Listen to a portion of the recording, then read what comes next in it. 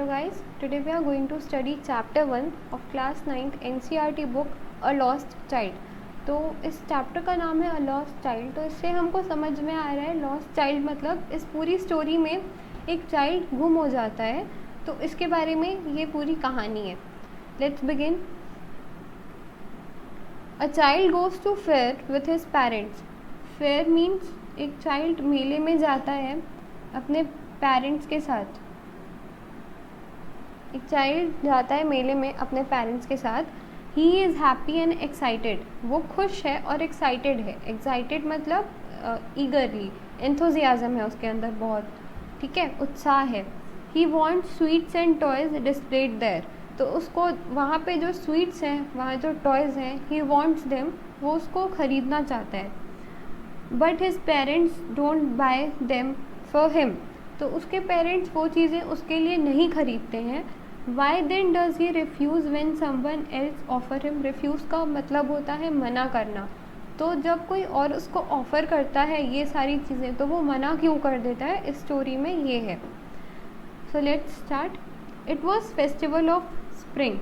तो स्प्रिंग का फेस्टिवल था, मतलब मेनली फेब और मार्च के बीच का महीना था, क्योंकि स्प्रिंग तब आती है जब ठंड चली जाती है, तो मेनली फेब और मार्च के बीच का टाइम था। From the wintry shades of narrow lane.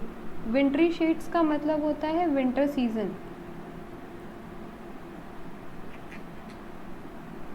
Wintry shades of narrow lane. Narrow lane का मतलब होता है सकरी जगह, सकरी रोड्स जहाँ से हम जाते हैं, that is known as narrow lane. जहाँ पे स्पेस ज़्यादा नहीं रहती, that is known as narrow lane. So from the wintry shades का मतलब होता है winter season of narrow lanes, and alley emerged a gaily clad humanity. Emerged का मतलब होता है come out. Emerged means come out. A gaily clad humanity. Gaily का मतलब होता है happy, happily. Clad mean clothed. Humanity means here humans. यहाँ पे ह्यूमैनिटी का मतलब है humans. So emerged a gaily clad humanity. तो विंटर सीजन में नैरो लेन्स से आ रहे थे कुछ human happily with they were clothed in cloth, और वो हैप्पीली आ रहे थे फेयर को एंजॉय करने के लिए। Some walked, some rode on horses, others being carried in a bamboo bullock cart. तो ये मीन्स ऑफ ट्रांसपोर्टेशन बता रहे हैं उनका, कि कुछ लोग वॉक कर रहे थे, कुछ हॉर्सेस में राइड करके आ रहे थे, कुछ बैठे हुए थे बुलक कार्ट्स में और उसके थ्रू आ रहे थे। तो they were means, different means of transport. One little boy ran between his father legs. तो एक छोटा लड़का जो बहुत एक्साइटेड था फेयर में जाने के लिए, ही रैन बिटवीन हिज फादर लेग्स, मतलब वो अपने पापा के आसपास घूम रहा था, पापा के पैर के पास। Brimming over with a life full with brimming over with life and laughter.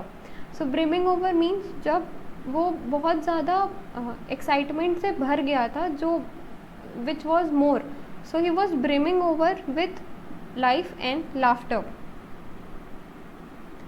Come child come, called his parents. तो उसके पेरेंट्स उसको बुलाते हैं, that come here, as he lagged behind. lagged behind का मतलब होता है left behind.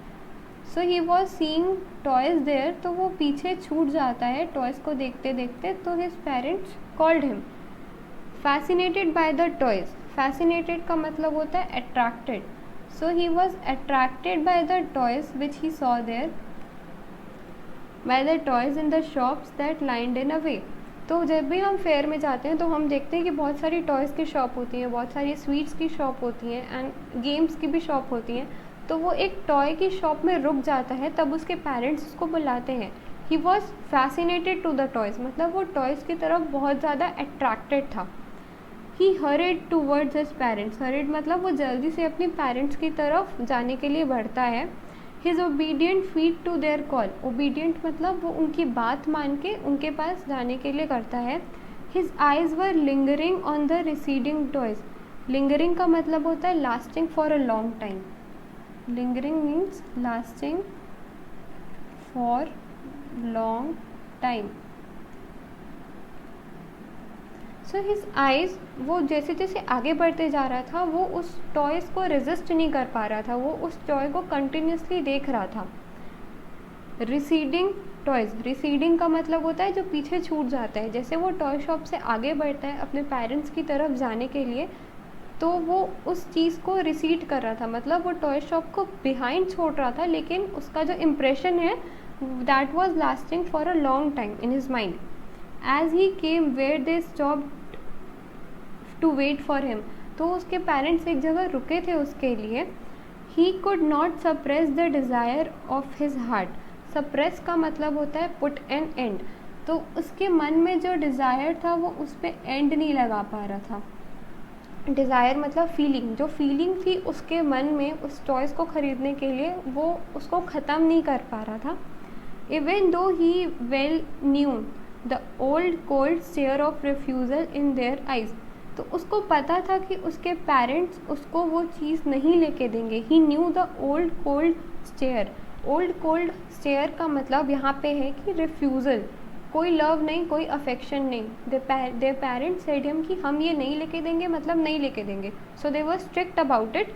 So he knew the old cold stare of his parents but he couldn't resist the feeling to buy that toy. आगे हम next video में पढ़ेंगे। Thank you.